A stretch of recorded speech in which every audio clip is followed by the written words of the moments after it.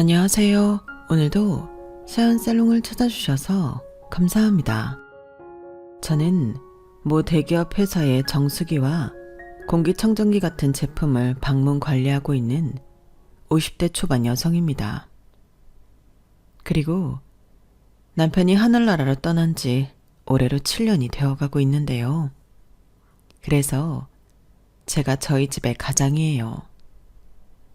평생 일이라고는 결혼하기 전에 했던 것이 다였는데 목구멍이 포도청이라고 딸린 식구만 셋이나 되다 보니 사랑하는 남편이 떠났음에도 마냥 슬퍼할 시간이 없더군요. 식구들을 먹여 살릴 돈이 필요했으니까요. 게다가 저는 몸이 아프신 홀 시어머니까지 모시고 살고 있는데요. 그 병원비도 솔직히 만만치 않거든요. 거기에 당시 저희 아이들도 돈이 많이 필요한 중학생, 고등학생이었는데 가진 거라고는 월세 보증금이 다였던 저는 앞으로가 참 난감했어요. 솔직히 무섭더라고요. 내가 내 가족들을 지킬 수 있을지. 겉으로는 씩씩한 척했지만 속으로는 늘 불안에 떨었는데 그래도 스스로를 몰아붙이며 닥치는 대로 주방 설거지부터 배달 일까지 안 해본 일이 없었어요. 지금 하고 있는 일도 그 중에 하나였고요. 다행히 지금 하고 있는 코드 일이 그나마 제 적성에 맞는지 처음부터 재미가 있었는데 그것도 나름 극복해야 하는 숙제가 있었죠. 보통 그런 제품들은 남의 집과 사무실 같은 곳에 있잖아요. 그러니 매일 남의 집과 일터를 드나들며 제품을 닦고 필터를 가는 그런 일을 해야 했는데 특히 남의 집을 방문한다는 게 쉽지 않았어요. 물론 지금은 이것도 제 일에 있어 재미 중에 하나가 되었는데 그때는 숫기가 없어 그랬는지 초인종을 누를 때마다 심장이 튀어나올 정도로 긴장하곤 했었죠. 지금 생각하면 이젠 추억이 된 이야기지만 그랬던 기억이 있어서 신입 코디가 들어오면 그날의 제 모습이 자주 떠오르곤 합니다. 그리고 지금은 나름 베테랑이 되어 제 일을 즐기고 있는데요. 누구 집은 어디 블로그나 잡지에 나올 것 같이 잘 꾸며진 집도 있고 또 누군가의 집은 귀여운 강아지나 고양이가 있기도 한데 이젠 얼굴을 익히고 친하게 인사와 근황 이야기를 나누는 고객님들이 많아져 마치 아는 집에 놀러 가듯 즐겁게 일하고 있어요. 물론 지금도 잘 꾸며지긴커녕 청소나 정리도 안 된 어수선한 집에 갈 때도 많은데 그 중에 가장 고역은 진상 고객님의 집을 방문할 때죠. 어찌나 시비를 걸고 사람을 괴롭히는지 곤란한 일도 여러 번 있었어요. 그리고 그럴 때면 역시 남의 돈을 번다는 건 어려운 일이라는 걸 새삼 깨닫곤 했는데 그럼에도 불구하고 저는 이 일을 가능하면 평생 하고 싶어요. 일이 좋아서도 있지만 저는 제 일을 하면서 평생 잊지 못할 큰 감사한 일을 겪었거든요. 어찌 보면 남들에게도 일어날 수 없는 그런 일인데 제가 이 사연을 쓰게 된 이유도 그 일 때문이에요. 참 아이러니하게도 세상에서 가장 사랑하는 제 반쪽을 잃고 시작한 이 일이 저와 제 가족을 다시 살 수 있는 희망을 안겨줬는데 지금부터 저희 가족에게 일어난 놀라운 이야기를 여러분들에게 소개해 드리겠습니다. 저랑 남편은 택배 일을 하다가 우연히 알게 되어 결혼까지 하게 됐어요. 남편은 택배 기사였고 저는 택배 대리점 직원이었거든요. 그리고 남편은 꽤 오랫동안 택배 일을 했는지 나이가 다른 기사님에 비해 어렸는데도 짬밥이 있어 보였는데 저는 신입이었죠. 지금 계산을 살짝 해보니 남편을 만나 결혼하기까지 2년이 채 걸리지 않았던 것 같은데 그렇다고 속도 위반을 했냐 의심하신다면 그건 아닙니다. 제가 남편을 너무 좋아했고 또 의지해서 하루빨리 남편과 결혼을 하고 싶어 졸랐거든요. 그도 그럴 게 저는 당시 고아나 다름이 없었는데요. 저희 엄마는 제가 고등학교 때 지병인 심장으로 세상을 떠나시고 아빠는 제가 20살이 되는 해에 일을 하시다 현장에서 사고로 하늘에 있는 엄마 곁으로 가셨어요. 게다가 마음 아프게도 남동생까지 아빠가 돌아가시고 3년 만에 오토바이 사고로 잃게 되었는데 그렇게 가족 모두를 잃으니 정말 살고 싶은 마음이 없어지더라고요. 저는 그때 처음으로 삶에 미련이 없다는 게 그토록 무덤덤하고 무섭다는 걸 알게 됐어요. 그래서 나쁜 생각도 많이 했는데 그때 저를 붙잡고 또 함께 있어준 사람이 제 친구였어요. 그 친구와 저는 초등학교 때부터 함께 했는데 저에겐 지금까지도 자매 같은 그런 존재죠. 그리고 그 친구가 도저히 저를 혼자 두지 못하겠다고 해서 저는 한동안 그 친구네 집에 신세를 지게 되었는데요. 감사하게도 친구네 부모님과 친구의 언니가 저를 아주 흔쾌히 받아주셨어요. 정말 가족의 일원처럼 따뜻하게 대해주셨죠. 그리고 친구의 아빠의 권유로 택배 대리점에 취직하게 되었는데 솔직히 내키진 않았어요. 일이 하기 싫어서가 아니라 당시엔 눈을 뜨고 숨 쉬는 것조차 힘들었기 때문이었죠. 하지만 친구 아빠는 저에게 효진아, 아저씨 말 잘 들어. 아무리 힘들고 살기 싫어도 남들처럼 자고 일어나고 일하고 먹고 그렇게 살다 보면 다 사라진다. 지금은 네가 너무 힘들지만 하루하루 조금씩 힘을 내다 보면 살아갈 수 있는 힘이 생겨. 그러니까 힘들어도 못해도 상관없고 실수해도 상관없으니까 해봐. 라며 취직을 강력하게 추천했는데 제 입장에서는 거절할 수 없었어요.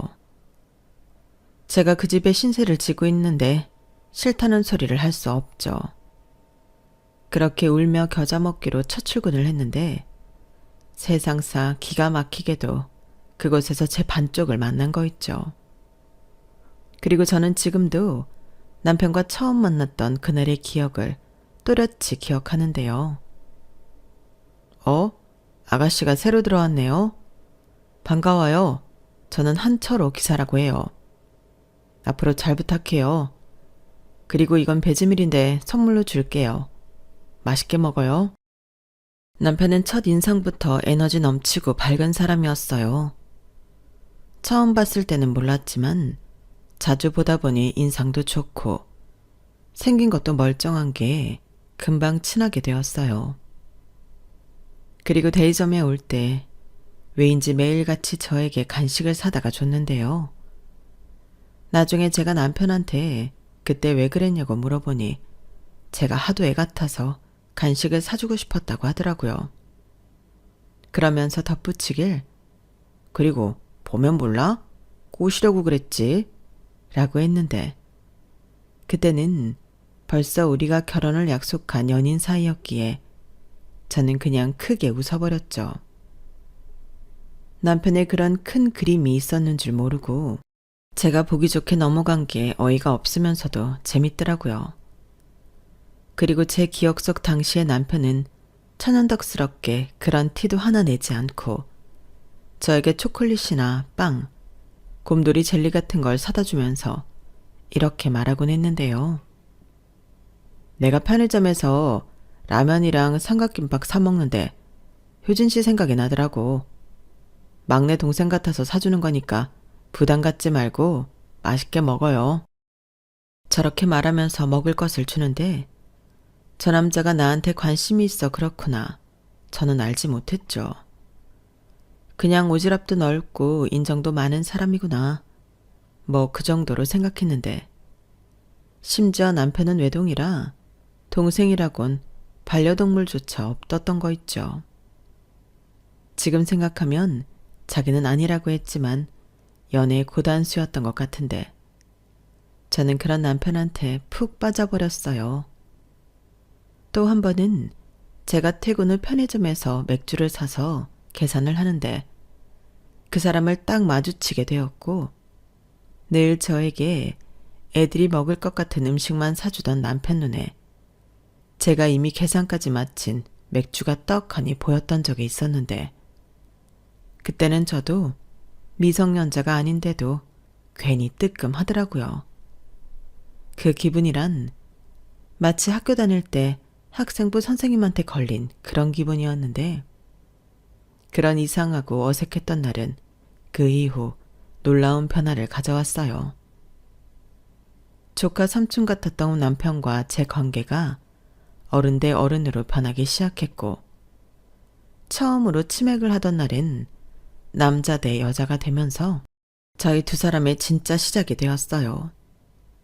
게다가 가족을 잃은 상처가 있던 저에게 남편의 존재는 그야말로 구세주나 다름이 없었는데 남편은 제 사정을 모두 알고 더 마음을 써주는 착한 사람이라 제가 더 많이 좋아했어요. 그래서 어차피 저는 혼자니까 세상 물정도 모르고 남편과 하루빨리 가족이 되고 싶었는데요. 그래서 프로포즈도 제가 먼저 했죠. 그리고 내친 김에 남편 집에 인사까지 일사천리로 진행했는데 그때 시어머니를 뵙고 더 결혼에 대한 확신이 섰어요. 시어머니가 저를 엄청 따뜻하게 맞아주셨거든요. 그리고 시어머니는 시장에서 조그맣게 과일 장사를 하고 계신다며 여러 종류의 과일을 정성껏 깎아주셨는데요. 제가 친구 집에서 신세를 지고 있다는 걸 아시고는 감사한 분들이라며 제일 좋고 비싼 과일을 손수 챙겨주시는 마음씨가 좋은 분이셨어요. 그뿐만이 아니었어요. 김치며 여러 반찬 같은 음식도 싸주셨는데 저런 어머니를 모시고 사는 남편이 부럽더라고요. 그래서 저는 처음부터 남편과 둘이 아닌 시어머니랑 셋이 살고 싶었는데요. 아, 시어머니는 당신 나이 26에 과부가 되신 상처가 있으셨어요. 그래서 가족을 잃고 힘든 제 마음을 누구보다 잘 알고 계셨는데요. 시어머니는 당신 남편이 4살이었는데 막막하셨다고 그날의 기억을 말씀하셨어요. 대신 시부모님과 함께 살고 있어서 그나마 위안이 되었는데 그건 저희 시어머니 생각일 뿐 시어머니의 시어머니 그러니까 남편의 할머니는 그렇게 생각하지 않으셨던 모양이었어요. 당신 아들 잡아먹은 기가 센 여자라며 그렇게 구박하고 모진 시집살이를 시키셨다고 했는데 다행히 남편의 할아버님은 인자하시고 좋으신 분이라 저희 시어머니를 많이 챙겨주시고 감싸줬다고 하더라고요. 하지만 왜 그렇게 좋은 사람들은 빨리 떠나는지 무리해서 일을 하시던 시할아버님은 과로로 세상을 떠나게 되셨고 시아버님이 계실 때는 그나마 생활에 불편함이 없이 살던 집은 금방 가세가 기울어져 밥도 제대로 먹지 못했다고 하셨어요. 그런데 먹성 좋은 아들은 계속 배가 고프다고 하고 그때부터 정말 먹고 살기 위해 못난이 과일을 싼 가격에 사서 시장 길바닥에서 팔기 시작하셨다고 했는데요. 지금 생각하니 시어머니와 저의 인생이 많이 닮은 것 같네요. 그래서 서로가 서로를 알아봤던 걸까요? 저는 남편도 너무 좋았지만 시어머니가 너무 좋아 결혼하면 무조건 시어머니랑 셋이 살고 싶었고 남편에게도 이런 제 마음을 이야기했는데 남편이 황당하다는 듯 크게 웃던 기억이 나네요. 다른 여자들은 무조건 싫다고 할 이야기를 저는 거꾸로 무조건 그렇게 하겠다고 하니 남편이 그랬어요. 효진이 너는 진짜 청개구리 같아. 남들이 좋다는 건 싫다고 하고 남들이 싫다고 하는 건 좋다고 하잖아. 진짜 특이한 거 알아? 라고 호탕하게 웃었는데 나중엔 살해에 걸려 캑캑거리기도 하더라고요. 하지만 홀 어머니를 기꺼이 모시겠다는 저를 남편이 싫어할 리는 없었고 흔쾌히 그러자며 나중엔 저에게 고맙다고 했는데 그렇게 한꺼번에 둘이라는 가족이 생기니 저는 무척이나 행복했어요. 다시는 행복할 수 없을 것 같아 나쁜 생각을 많이 했는데 그랬던 제가 매일같이 웃고 떠들고 있더라고요. 그리고 솔직히 바빴던 남편보다 시어머니와 있는 시간이 많았는데 시장 사람들이 어미오리야 새끼오리 같다며 저희 고부 사이를 부러워하셨어요. 급기야 남편은 자기보다 시어머니를 더 좋아하는 것 같다며 약간은 심통이 난 얼굴로 자기가 좋아서 결혼한 거 맞냐고 물어보기도 했는데 저는 망설이지 않고 바로 이렇게 대답했어요. 그게 무슨 말이야. 둘 다 좋아서 결혼했지. 자기가 아무리 좋아도 시어머니가 이상하면 내가 무서워서 어떻게 결혼을 해? 그리고 애당초 시어머니가 너무 좋아도 같이 한 이불 덮고 살 남자가 싫으면 그 결혼은 못하는 거 아니야? 그러니까 이건 전부 자기가 좋아서 그렇다고 볼 수 있지. 남자가 별걸 다 질투해. 남편은 제 말에 자기가 언제 질투를 했냐며 입이 삐죽 나왔는데 그 얼굴이 개구장의 아들처럼 보여서 사랑스러웠어요. 아무래도 그때는 신혼이라 제 눈에 콩깍지가 제대로 쓰여있던 때였는데 그러니 그렇게 짧은 연애를 했음에도 결혼하고 싶었겠죠. 게다가 결혼할 당시 제 나이는 25살, 많이 어린 나이였는데 당시 남편의 나이는 29살로 어린 나이였어요. 그러니까 궁합도 보지 않는다는 4살 차이였는데 그래서였을까요? 저희는 연애 기간이 남들에 비해 짧았지만 죽이 척척 맞는 사이 좋은 부부였죠. 그리고 둘 다 살림이 넉넉하진 않았기 때문에 소박하게 시어머니까지 세 식구가 똘똘 뭉쳐 살았는데 시어머니는 제가 시집 오고 집안에 온기가 도는 것 같다며 저더러 복덩이가 굴러왔다고 예뻐해 주셨어요. 다른 시어머니와 며느리는 그렇게 서로 못 잡아먹어 안달이라고 했는데 저희는 처음부터 달랐죠.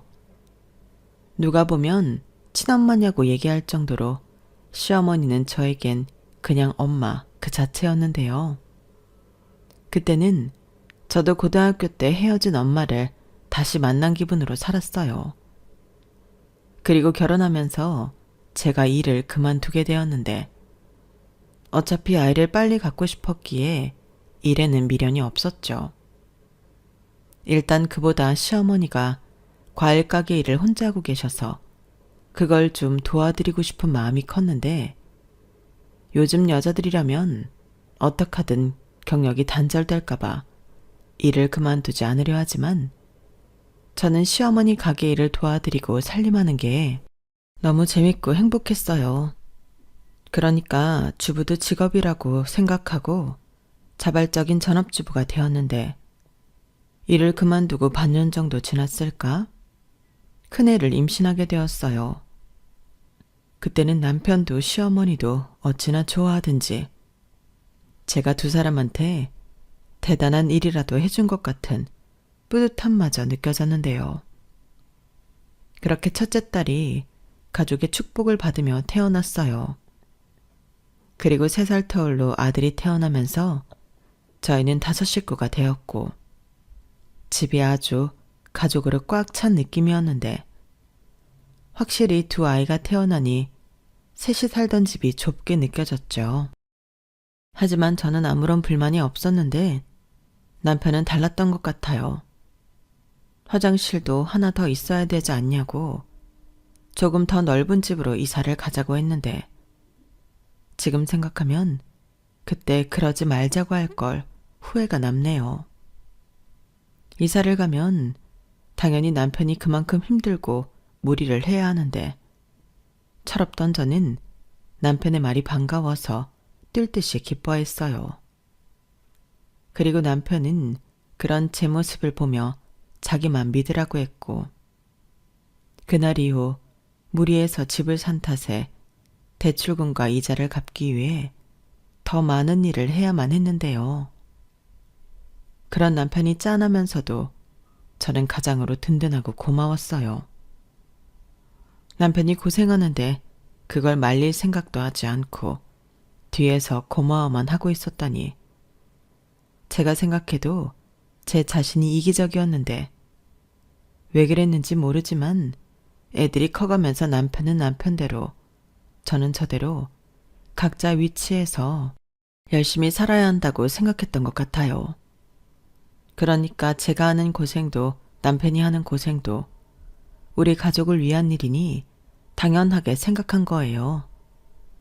세상엔 당연한 게 하나도 없는데 저는 그저 남편이 힘들게 번 돈을 아껴 쓰고 모으는 것이 제 일이라고 생각했죠. 물론 그것도 아내의 역할이긴 하니 맞긴 하지만 남편이 일해서 돈을 가져오는 걸 당연하게 생각하면 안 되는 거잖아요. 그 역시 고마운 부분인데 남들도 그렇게 사는 줄 알고 저는 점점 저도 모르게 무심한 아내가 됐어요. 그리고 남편이 떠나고 남편의 빈자리를 매일같이 느끼면서 그동안 남편이 가족을 위해 얼마나 수고스럽게 열심히 일했는지 알게 되었는데 제가 너무 남편의 고생을 몰라준 것 같아 너무 미안하고 가슴이 아팠어요. 제가 조금이라도 빨리 그걸 알았다면 남편에게 수고한다, 고맙다 이런 말을 많이 해줬을 텐데 제가 너무 부족한 아내라서 그런 걸 미처 몰랐고 두 아이를 키우면서 저 역시 정신없이 바빴는데 그때 시어머니가 유방암 진단을 받게 되셨어요.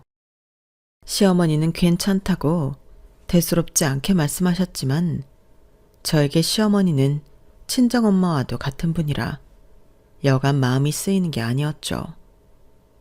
혹여 암이라고 하는데 잘못되는 게 아닐까. 암 진단을 받고 일주일 동안은 매일 울면서 있었던 것 같아요.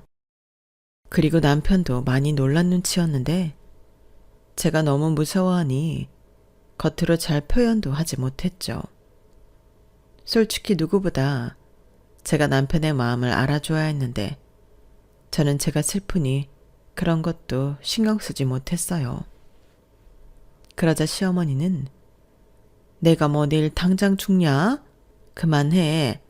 누가 보면 내가 아니라 네가 유방암인 줄 알겠다. 엄마 괜찮아.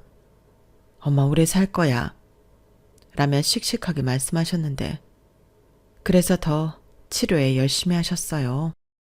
수술에 항암에 병원비도 많이 나왔는데 시어머니가 먼저 저희 부부와 상의도 하지 않으시고 가게를 정리하셨더라고요. 당신 병원비는 당신이 해결하고 싶다며 최대한 저희에게 부담을 주지 않으셨는데 저는 그 마음이 감사하면서도 죄송했어요. 어쩌면 그래서 남편이 더 무리하면서까지 일을 하려 했던 것 같았는데 자는 시간도 줄여가며 그렇게 일을 많이 했어요. 그리고 그렇게 산 세월도 길었는데 13년 정도 그런 생활을 하니 그때도 남편이 고생한다는 건 알고 있어도 남편의 수고가 무뎌졌는데 애들도 많이 커서 저도 그때는 애들 학원비랑 시어머니 약값이라도 벌려고 파트타임과 집에서 부업을 했어요. 솔직히 저 역시 집에서 일을 할 뿐 한 푼이라도 더 벌려고 잠까지 줄이며 일을 했는데 그래서 내심 남편이 고생하는 만큼 저도 고생한다고 생각했던 것 같아요. 그리고 우리 둘 다 말은 하지 않아도 서로 고생하는 걸 알아준다고 생각하며 지냈는데 그러다 마른 하늘의 날벼락처럼 남편이 교통사고가 나서 병원에 옮겨졌지만 사망했다는 연락을 받게 되었어요. 믿을 수 없었죠. 그래서 보이스피싱인 줄 알았어요. 신종 사기도 가지가지 한다며 아니라고 현실을 부정했는데 경찰이 저한테 사기를 칠 리가 없었죠. 사인은 남편의 졸음운전이라고 하는데 다행히 상제 운전자들은 크게 다치진 않았다고 했어요. 대신 남편이 몰던 차가 화물차라 그 영향으로 연쇄 추돌 사고가 일어나 사건이 복잡했는데 나중에 남편이 피해를 줄이려고 핸들을 과도하게 꺾는 바람에 추락사고가 일어났다며 사고 경위를 자세히 말해주셨어요. 그 덕에 저는 매일같이 남편이 추락하는 걸 옆에서 보는 악몽에 시달렸는데 저는 제가 남편을 죽음으로 내몬 사람 같아 제 자신을 용서할 수가 없었어요. 그리고 정신도 온전하긴 힘들었는데 생각해보세요. 친정 식구들 모두 잃고 남편까지 먼저 하늘나라에 보냈으니 제가 제정신일 수가 없었죠. 그래서 시어머니가 당신도 속이 말이 아닐 텐데도 제가 잘못될까 한시도 마음을 내려놓지 못하셨어요. 화장실에 조금이라도 오래 있으면 놀라서 뛰어오셨고 위험한 게 많은 주방엔 근처에도 오지 말라고 하셨는데 성하지도 않은 몸으로 저와 아이들을 챙기는 시어머니를 보니 그제야 정신을 차릴 수밖에 없었어요. 저야말로 저러다 시어머니까지 무리해서 잘못되면 어쩌나 겁이 났거든요. 그래서 그날 이후 죄송하지만 시어머니에게 아이들과 집안 살림을 맡기고 저는 밖에 나가 일자리를 찾아다녔는데요. 그나마 시어머니가 계시니 집안 걱정 없이 밖에 나가 일을 할 수 있었어요. 다행히 시어머니가 수술과 항암이 잘 되어 조심만 한다면 정상적인 일상생활이 가능하셨는데 앞에서 말씀드렸지만 상황적으로 제가 돈을 벌어야 했거든요. 물론 그때도 저는 시어머니에게 절대 무리하지 마셔라. 어머니까지 잘못되면 저는 미쳐서 못 산다고 신신당부하며 밖에 나가 일을 했는데요. 그도 그럴 게 남편이 졸음운전으로 낸 사고 합의 때문에 집까지 팔아야 했거든요. 그리고 손에 쥔 돈이 그닥 많지는 않아서 방 2개 딸린 10년도 넘은 빌라 월세에 이사를 왔는데 아이들도 크니 무조건 돈이 있어야 했어요. 시어머니도 많이 호전되긴 했어도 완치 판정을 받은 게 아니니 그것도 불안했고 집이 이렇게 됐다고 애들 보고 공부하지 말라고 할 수는 없으니 저는 미친 듯이 돈을 벌어야 했죠. 그때도 정말 미안하게도 저를 많이 도와줬던 친구가 갚지 않아도 된다며 돈 2천만 원을 주기도 했어요. 물론 저는 그 돈을 받지는 않았지만 대신 그 친구의 마음을 차고 넘치게 받았죠. 친구는 그때 울면서 저한테 너는 왜 그렇게 박복해? 전생에 무슨 짓을 했길래 너한테만 이런 일이 생기냐고. 진짜 너만 생각하면 속상해 죽겠어. 도대체 왜 그러는 거야? 남들처럼 좀 잘 살면 안 돼? 라고 하는데 친구의 진심이 너무 느껴져서 저도 모르게 미안하다고 말한 거 있죠.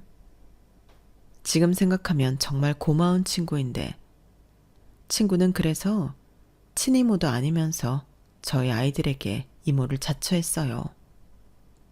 당시 친구도 결혼해서 아이들이 있었는데 방학 되면 저희 아이들까지 데리고 휴가를 다녀오는 등 제가 못하는 걸 해주려고 노력을 많이 했어요. 게다가 제가 일을 하고 있으니 시어머니 병원을 모시고 갈 수가 없었는데 그럴 때면 친구가 저희 시어머니를 모시고 병원에 다녀왔고 저희 시어머니가 정말 좋은 친구를 뒀다며 저에게 입에 침이 마르도록 친구 칭찬을 하셨는데 제가 태어나 가장 잘한 일이 그 친구를 제 옆에 둔 거라고 너스레를 떨었죠. 그렇게 팍팍하고 쪼들린 생활을 1년 넘게 했어요. 그 사이 한 6군데 직장을 옮겼는데 말이 좋아 직장이지 이 가게에 저 가게를 옮겨 다녔죠. 그런데 그런 것도 텃세가 장난이 아니라 힘들었는데 제가 또 살림만 하는 사람이라 손이 빠르지 않으니 힘들더라고요. 그러다 우연히 아시는 분 소개로 지금의 코드 일을 하게 되었고, 감사하게도 이 일은 금방 익숙해졌는데 나름 적성에 맞더라고요. 그리고 일이라는 게 하면 할수록 는다고 일도 손에 있고 손님들과 대화 스킬도 좋아지니 일이 한결 수월했는데, 제가 또 한 꼼꼼한 성격이라 고객님들이 많이 좋아해 주셨어요. 그렇게 한 회사에서 3년 넘게 일을 하니 그때부터는 많은 경력도 아닌데 제가 베테랑이 된 기분까지 들었고, 또 그만두신 분들 지역까지 커버하며 나름 저희 사무소에서 도움이 되는 인력으로 자리하게 되었는데요. 그러다 말로만 듣던 평창동에 정수기 필터 교체 및 점검을 나가게 되었어요. 어쩐지 그 동네에 있는 집들 방문은 묘하게 더 신경이 쓰이더라고요. 대다수 큰 주택에는 일하시는 분들이 계셨는데 그럴 때마다 이런 집에 사는 사람들은 어떤 사람들일까? 분명히 돈 걱정 따위는 하지 않고 살겠지? 라는 엉뚱한 생각도 많이 했는데, 그러다 방문한 대저택에서 놀라운 일을 겪게 되었어요. 그 집은 제가 두 번째로 가는 거였는데 대문 초인종을 눌렀을 때 웬 남자 목소리가 나더라고요. 전에는 연세가 좀 있는 아주머니가 응대를 해주셨는데 난데없이 남자 목소리가 나오니까 저절로 긴장이 됐어요. 아무래도 여자분보단 남자분을 응대하면 더 조심하게 되더라고요. 그리고 요란한 기기음과 함께 대문이 열리고 저는 마당을 지나 그 집 현관 앞에 섰는데요. 곧이어 문이 열리고 저는 그 자리에서 놀라 주저앉을 수밖에 없었어요. 이유는 문을 열어준 남자가 제 죽은 남편과 똑 닮은 사람이었기 때문이었는데, 이건 뭐 비슷하다고 말할 수조차 없을 정도로 똑같았어요. 그래서 저는 저도 모르게 떨리는 목소리로 여보? 라고 말했고, 제 말에 당황한 그 남자는 눈만 깜빡이며 경황 없어 했는데, 그 남자는 저를 모르는 눈치더라고요. 하지만 이미 저는 남편이라고 인지했기 때문에 그 자리에서 펑펑 오열하기 시작했고, 모든 것이 꿈인 것 같았는데요. 아니, 꿈이라 다행이라고 생각했어요. 하지만 사람이 꿈을 3년 넘게 꾸진 않을 테니 상식적으로 말이 안 되는 거였는데, 한참 동안 황당하다는 듯 저를 꽤나 불쾌하게 보던 그 남자는 일단 들어가서 차분하게 얘기를 하자고 하더군요. 저기 죄송한데 저를 아세요? 좀 전에 저한테 여보라고 하셨죠? 그런데 저는 그쪽을 오늘 처음 봐요. 물론 제 와이프는 그쪽하고는 완전히 다르게 생겼고요. 아니, 혹시 성함을 여쭤봐도 될까요? 제 남편 이름은 한철호인데. 한철호 씨요? 죄송하지만 처음 듣는 이름인데요. 그 남자는 마치 제가 사기라도 치려고 수작을 부린다는 듯 아주 냉철한 말투로 저에게 쏘아붙이듯 말했어요. 당연하죠. 처음 보는 여자가 난데없이 여보라고 하고 당황스럽게 울기까지 하는데 저라도 불쾌했을 거예요. 그래서 그제서야 정신을 차리고 제가 사기꾼이 아니라는 건 증명해야 할 것 같아 핸드폰을 꺼내 남편 사진을 찾았는데, 다행히 카카오 스토리에 올려두었던 가족 사진이 있었어요. 그 사진을 보는데 어찌나 다행스럽던지 저는 냉큼 그 사진을 그 남자에게 보여줬는데, 이번엔 그 남자가 깜짝 놀랐죠. 아니, 어떻게 이렇게 똑같죠? 나라고 해도 믿겠네요. 그러니까요. 제가 정말 아까는 너무 놀라서. 아, 이제야 이해가 됩니다. 그러실 수 있겠어요. 네, 게다가 저희 남편은 4년 전에 사고로 죽어서요. 제가 정말 많이 놀랐어요. 네? 아유, 이걸 어쩌면 좋아요? 근데 정말 친척이나 뭐 그런 게 아닐까요? 아니, 그런 게 아니고서 어떻게 이렇게 똑같을 수가 있죠? 신뢰가 되지 않는다면 사진을 하나 찍어서 저희 어머님한테 보여드려도 될까요? 물론 싫으시면 거절하셔도 돼요. 아, 글쎄요, 뭐 사정을 들었으니까요. 그러세요. 그럼 그냥 이렇게 앉아있으면 될까요? 네, 감사합니다.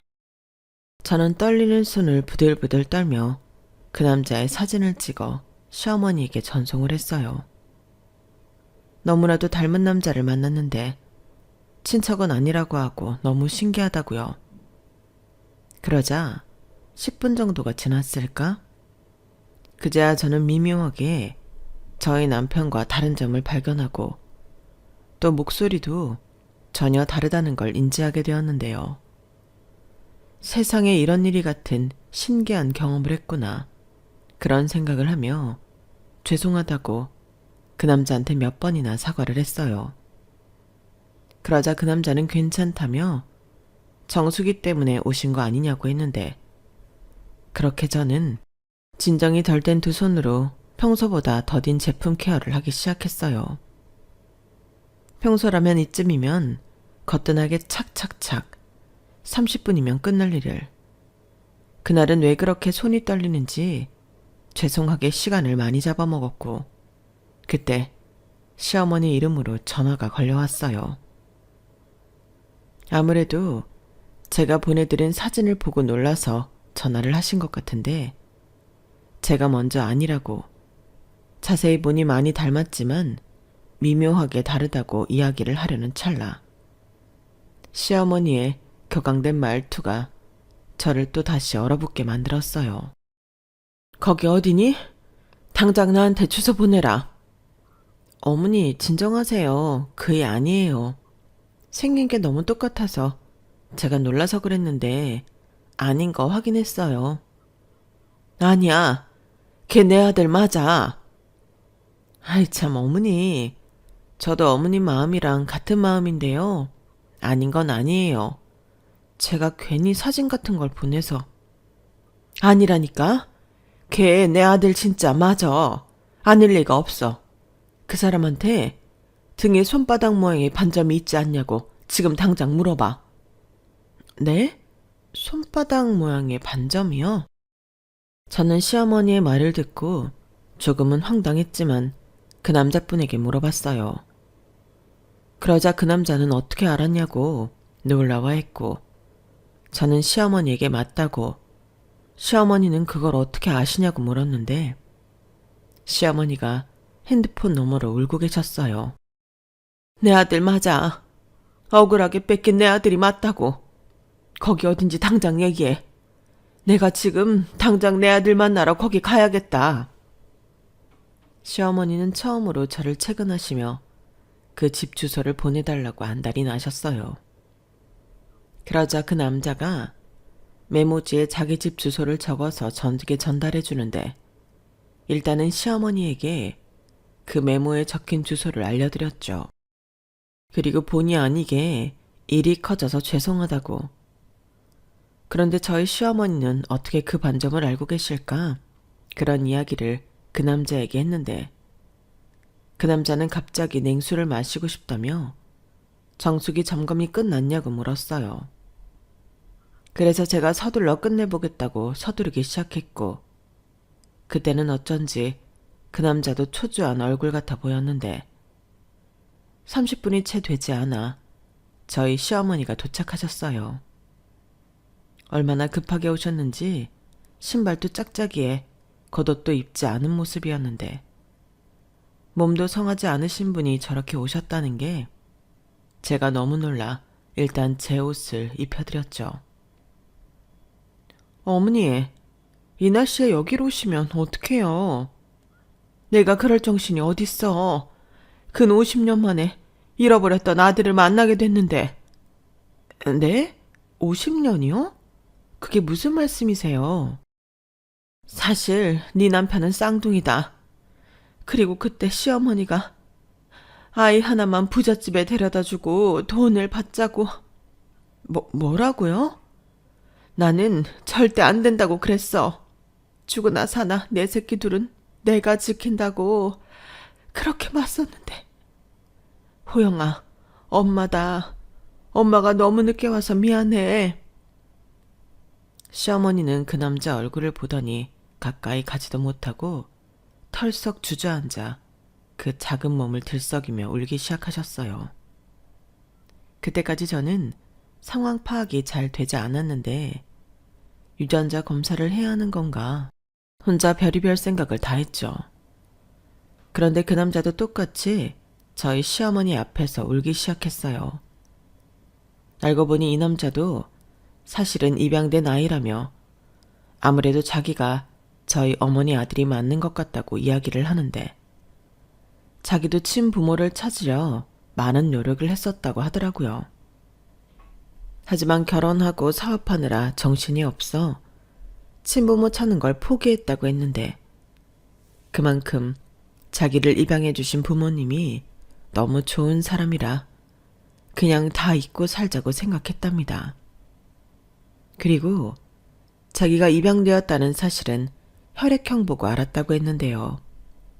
부모님은 아니 그 집안 식구들은 모두 O형이었지만 자기만 AB형이었대요. 그런데 자기가 어른이 되기 전까지 부모님 두 분이 혈액형을 속이고 계셨다고 했는데 그러다 두 분의 건강검진 기록표를 보고 사실을 알게 되었다고 하셨죠. 그러자 시어머니가 그럴 수 있다며 당신은 A형이고 시아버님이 AB형이라고 했는데요. 저희 남편은 참고로 A형이었어요. 그리고 시어머니는 어쩌다가 쌍둥이 아들 하나를 뺏기게 되었는지 그 사연을 들려주기 시작했는데 저는 정말 드라마인 줄 알았다니까요. 그때도 이렇게 추운 날이었어. 사람들이 날씨가 추우니까 도통 시장에 나오지 않더라고. 나는 과일을 팔아야 애들 밥을 줄 수 있는데 그럴 수가 없었지. 정말 미안하게도 굶는 날도 여러 날 있었다. 겨우 미음이나 보리쌀구에 풀칠만 할 수 있어도 그때는 다행일 때였거든. 근데 어린 네가 그 한밤중에 정신을 못 차리는 거야. 가만 보니 이러면 큰일 날 것 같아 무작정 너를 하나 들고 동네 의원으로 뛰었는데 그 집이 네 할머니가 얘기한 그 집이었어. 돈은 많은데 자손을 못 낳아 애가 타던 집이었는데 의원이라고는 거기밖에 없었거든. 근데 네가 영양실조라고 하는 거다. 어디가 아픈 거면 외상을 하든 사정을 하든 약이라도 쥐어 먹일 텐데 영양실조라니. 그때 나는 아무것도 할 수가 없었어. 집에 가봤자 먹을 거라고는 하나 없는데 그냥 다 미안했지. 그때 그 의사 사모님이 나한테 그러더라. 애를 잠깐 맡아주겠다고. 일단 잘 먹이고 잘 키워서 한 1년 뒤에 돌려보내겠다고 했는데 차마 싫다고 못했어. 내가 데려가면 너는 죽을 것 같았거든. 그래서 꼭 1년만 부탁드린다고. 그리고 언제고 내가 와서 내 아들 얼굴 보게 해달라고. 그렇게 말하고 돌아섰는데 그게 마지막이었다. 내가 거의 매일 너를 보려고 그 집에 갔는데 네 상태가 안 좋아져서 큰 병원으로 옮겼다고 했어. 내가 그런 병원으로 가겠다고 하니 가도 못 본다고 며칠 뒤 자기들이랑 같이 가자고 했는데 그 며칠 뒤엔 사람들이 감쪽같이 사라졌지. 그래서 나는 내 아이를 데리고 도망갔다고 생각했어. 어머니, 그런데 그런 일을 지금까지 말씀을 한 번 안 하셨어요. 그럼 남편도 자기가 쌍둥이라는 걸 몰랐던 거예요? 아니, 알지 왜 몰라. 호영이 너도 어렴풋이는 기억이 날걸? 니들이 헤어질 때 나이가 5살인가 그랬으니까. 그리고 호철이랑 나랑 호영이 너 찾겠다고 고생도 많이 했는데. 호영이 네 할머니가 너는 벌써 세상을 떠났다고 나한테 애기 무덤도 보여주더라. 거기에 버젓이 네 이름이 적혀 있는데 내가 거기서 뭘 의심하겠니? 마지막으로 봤을 때 호영이 네 상태가 정말 많이 안 좋았거든. 그래서 그게 당연히 넌 줄 알았다. 큰 병원에 옮겨졌지만 거기서 네가 죽었다고 했어. 그리고 아이를 살리지 못한 죄책감에 그 부부가 동네를 떠났다고 했는데 지금 보니 그게 다 우리 시어머니랑 짜고 친 사기였구나. 그리고 나도 호철이는 아무것도 몰랐기에 우리는 그냥 다 속으로 묻은 거야. 그 어린 게 고생을 많이 해서 철이 빨리 들었거든. 쌍둥이 동생 얘기하면 엄마가 속상해하니까. 우리는 약속이나 한 듯 그렇게 입을 꼭 닫았지. 나도 살려고 아들은 호철이 하나만 있었다고 자기 체면을 걸고 살았어. 근데 네가 이렇게 살아있을 줄이야. 정말 지독한 양반. 어떻게 그런 거짓말을. 하긴 그 즈음에 네 할머니가 어디서 났는지 쌀이며 옷이며 고기까지 사왔어는 그 줄임배를 허겁지겁 채웠다. 그게 나 몰래 너를 보내고 받은 돈일 줄이야. 세상에나 어머니, 저는 믿을 수가 없어요. 나도 그렇다. 이게 도대체 무슨 일이니? 내가 50년 만에 죽었다고 생각한 아들을 만나다니. 하늘이 나를 완전히 버리진 않았구나. 호영아, 너는 어떻게 지냈니? 그 의사네 분들은 잘해줬니? 고생은 안 시킨 거야? 네, 좋은 분들이셨어요. 한치의 의심도 할 수 없을 정도로 저한테 희생적인 분들이셨고요. 다만 제가 입양하라는 걸 알았을 때는 어디 고아원에서 데려왔다고 하셨는데 그런 내막이 있는 줄은 몰랐네요. 그랬구나. 그래도 나는 지금 이 순간 그 양반들이 너무 고맙다. 그 양반들 아니었으면 네가 이렇게 건강하고 잘 지내지 못했을 거잖아. 네 형은 못난 엄마랑 살아 고생을 많이 했거든. 내 정신 좀 봐라. 그래서 너 키워주신 그분들은 어디 계시니? 잘 계시지? 그게 두 분 다 얼마 전에 돌아가셨어요. 어머니가 먼저 폐혈증으로 돌아가셨고 아버지는 그런 어머니를 못 잊으셔서 일만 하시다 타국에서 심장병으로 돌아가셨어요. 뭐? 아니 어떻게 두 분 다. 연세가 많으시기도 했거든요. 덕분에 자식이라고는 저 하나라 제가 많은 걸 물려받았는데 저는 그런 일이 있었다 하더라도 감사하죠. 정말 저한테 잘해주셨거든요. 그랬구나. 너도 다행이다. 그 사람들이 내 생각과는 달리 좋은 사람들이라서. 그리고 고맙다. 너를 이렇게 잘 키워주셨으니 너무 고마워. 시어머니는 다시는 못 만날 줄 알았던 아들을 앞에 두고 또 한참을 숨죽여 눈물을 흘리셨어요. 그 모습에 저도 그 남자, 아니 도련님도 눈시울이 붉어졌는데 다행히 제가 관리할 집이 그 집이 마지막인 터라 저희는 그날 저녁 시간 가는 줄 모르고 이런저런 이야기를 나눴어요.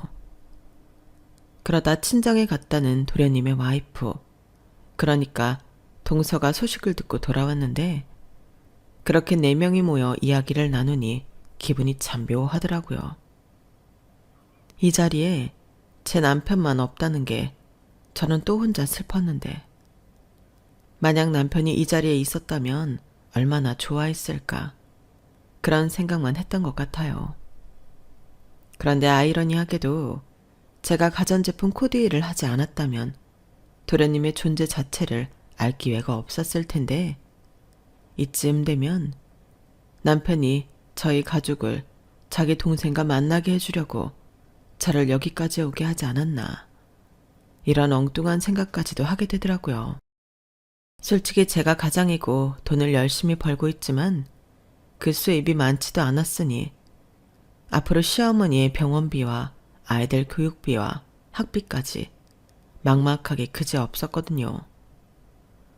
온 식구가 저만 의지하고 있는데 자신이 없었어요. 그런데 이렇게 기적처럼 도련님을 만나고 도련님은 시어머니가 유방암으로 수술에 항암까지 받았다는 사실에 기꺼이 시어머니의 모든 치료비를 본인이 부담하겠다 하더군요. 게다가 저희가 월세살이를 하는 걸 알고 함께 살아도 좋고 그게 싫으면 도련님 명의 아파트가 있으니 거기 가서 살라고 했는데 꿈인가 생시인가 했어요. 그뿐만이 아니었어요. 도련님네 부부는 동서가 선천적으로 아이를 갖지 못하는 탓에 아이를 포기하고 있었다며 저희 애들이 조카인 만큼 교육비 정도는 지원해주고 싶다고 했는데 너무 한꺼번에 제가 끙끙거렸던 문제가 해결되니 어안이 벙벙했어요. 그리고 저는 생각할 시간을 달라고 했는데요. 마음 같아서는 감사하다고 넙죽 다 받고 싶었지만 왜인지 그러면 안 될 것 같더라고요.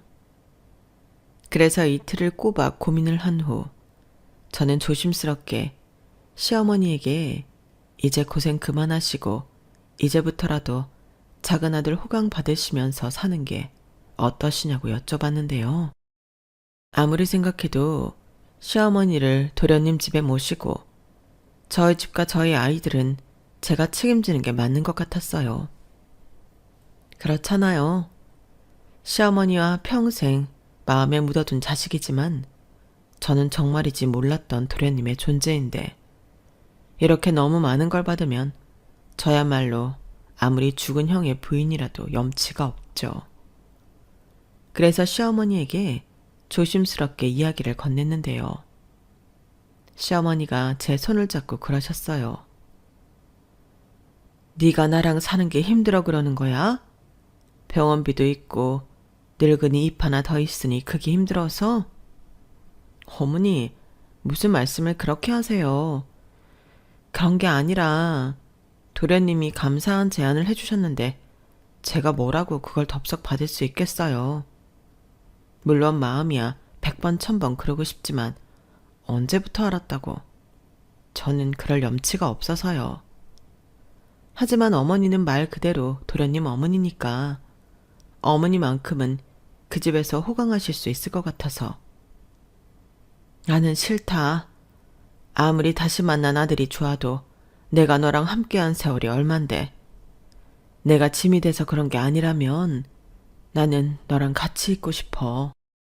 짐이라뇨. 말도 안 돼요. 저도 사실은 어머님이랑 헤어지고 싶지 않아요. 하지만 저보다는 도련님이 어머니를 더 편하게 모실 수 있을 것 같아서.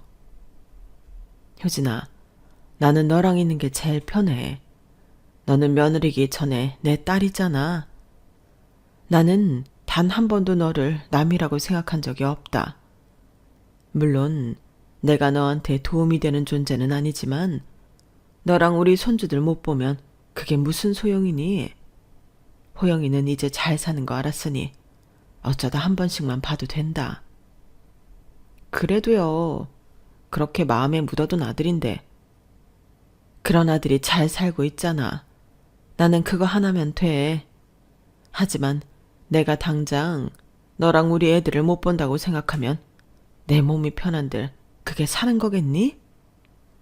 왜요? 그리고 뭐 우리가 영영 못 보나? 그래도 나는 싫다. 단 하루라도 못 본다고 생각하면 내가 못 살아. 네가 그랬지? 나까지 잘못되면 너는 못 산다고. 나한테 너도 그래. 설마 아직도 그걸 몰랐던 거야? 저는 시어머니의 말에 더는 아무 말도 할 수가 없었어요. 목이 메어와서 더는 목소리가 나오지 않을 것 같았거든요.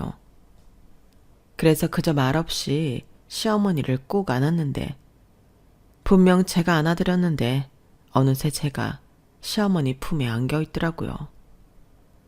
그 후 제 복잡했던 머릿속은 깨끗해졌어요. 도련님의 존재를 알아 반가웠고 남편과 꼭 닮은 그 얼굴을 가끔이라도 볼 수 있으니 그걸로 됐다고 생각하며 도련님에게 호의는 감사하지만 제가 더 힘을 내보겠다고 했는데 도련님이 저한테 또 이런 말을 했어요. 저는요, 저희 어머니가 지금이라도 편하게 지내셨으면 좋겠어요. 그동안 형수가 고생하신 것도 있고 제가 감사하고 죄송해서요. 그런 생각 안 하셔도 돼요. 제가 뭐 알고 그랬나요? 그리고 저 고생이라고 생각한 적 없어요. 제 가족을 지키는 일인데 당연한 일이죠. 저희 형은 진짜 좋은 사람이었나 봐요. 이런 멋진 형수님이랑 결혼을 했다니. 그리고 저는 이미 저희 어머니가 형수랑 떨어져 지내지 못할 거라는 거 알고 있었는데 그래서 아파트 이야기를 드린 거예요. 아파트에서 저희 어머니 편하게 모셔달라고요. 제가 그 정도 부탁은 드릴 수 있잖아요. 네? 그런 뜻이었어요? 그럼요.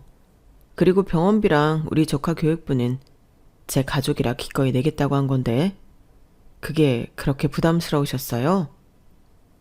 아, 네. 괜히 저희가 만나자마자 신세만 지는 것 같아서. 그리고 그게 뭐 작은 건가요? 집이랑 병원비랑 교육비면 제 평생의 숙제예요. 그러니까 그 숙제 좀 같이 하자고요. 백지장도 맞들만 놨다는데 저한테도 기회 한번 주시죠. 형수, 대신 이 이상은 저도 못 해드려요. 괜찮은데 제가 안 괜찮습니다. 형한테 미안해서 도저히 안 되겠거든요. 저는 아무것도 모르고 호의호식하고 공부도 원 없이 했는데 지금이라도 형이 하던 거 제가 하고 싶어요. 그러니까 제발 하게 해주면 안 돼요? 도련님, 핏줄은 원래 그렇게 닮는 건가요? 아니면 쌍둥이라 그런 걸까요? 도련님은 아닌 듯 맞는 듯 남편과 비슷한 점이 많았어요. 생김새도 그런데 성격이나 마음씨까지 똑같으니 새삼 남편 생각이 많이 났었는데 그렇게 감사하게도 저는 도련님의 호의를 거절할 수 없었어요. 무엇보다 시어머니와 아이들 걱정을 하지 않아도 된다는 점이 왜 그렇게 눈물 나도록 감사한지. 그래서 현재까지도 그 감사한 마음을 보답하며 살고 있는데요. 시어머니는 꿈에 그리던 완치 판정을 받으셨고 저는 여전히 제가 좋아하는 가전제품 코디 일을 하면서 집안의 가장으로 살고 있어요. 아이들도 선촌의 지원금이 조금 있긴 했지만 자기들 힘으로 대학도 가고 장학금도 받고 큰애는 얼마 전 자기가 바라는 대기업에 취직까지 했는데 제가 여기서 더 바랄 것이 없죠. 그리고 동서는 괜찮다고 해도 저희 집에 자주 놀러와 시어머니에게 이것저것 살림을 배우고 있는데요. 그동안 살림 배울 곳이 없어서 전부 아주머니한테 의지하고 살았답니다. 솔직히 그게 더 편할 수도 있는데 동생은 그러고 싶지 않았나 봐요. 자기가 사랑하는 도련님을 위해 예쁘게 살림하며 살고 싶었다며 먼저 저와 저희 시어머니에게 다가와 줬는데 너무 고맙더라고요.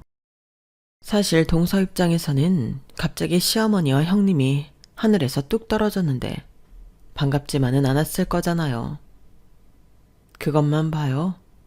동서의 인품이 어떤지 알 수 있는데 아무도 없다고 생각한 제 주변엔 어느덧 이렇게 좋은 사람들만 가득하더라고요. 아무래도 하늘에 있는 남편이 자기 마누라 외롭고 힘들까봐 좋은 사람을 제 옆에 데려다 줬나 봐요. 그리고 앞으로는 제가 사랑하고 지켜야 할 이들을 위해 더 열심히 살아갈 생각인데요. 앞으로 남은 제 인생은 아무하고도 헤어지지 않고 오래오래 행복했으면 좋겠습니다. 제가 여러분들에게 들려드리고 싶었던 이야기는 여기까지예요. 잃어버렸던, 심지어 죽었다고 생각한 가족을 다시 만났던 저희 가족의 사연, 어떻게 들으셨나요? 부디 재미있게 들어주셨길 바라며 저는 긴 글을 마치도록 하겠습니다. 제 이야기 끝까지 들어주셔서 감사해요. 늘 건강하시고 사랑하는 사람들과 오래오래 행복하시길 바라겠습니다. 고맙습니다. 여러분, 사연 댓글에 응원과 현명한 조언 부탁드려요. 좋아요와 구독은 저에게 큰 힘이 됩니다. 오늘도 좋은 일 가득하세요.